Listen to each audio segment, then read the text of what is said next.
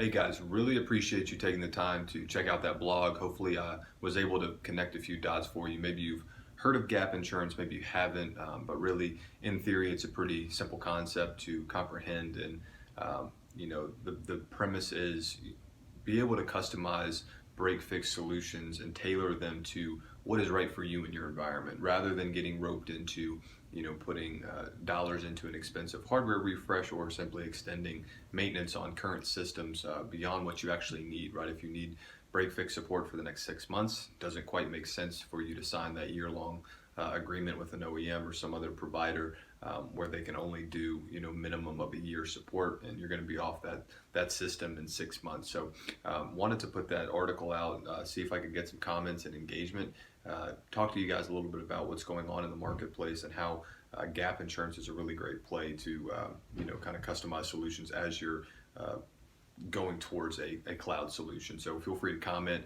connect with me if needed. I'm always here to help and answer any questions. So again, appreciate you taking the time to read that.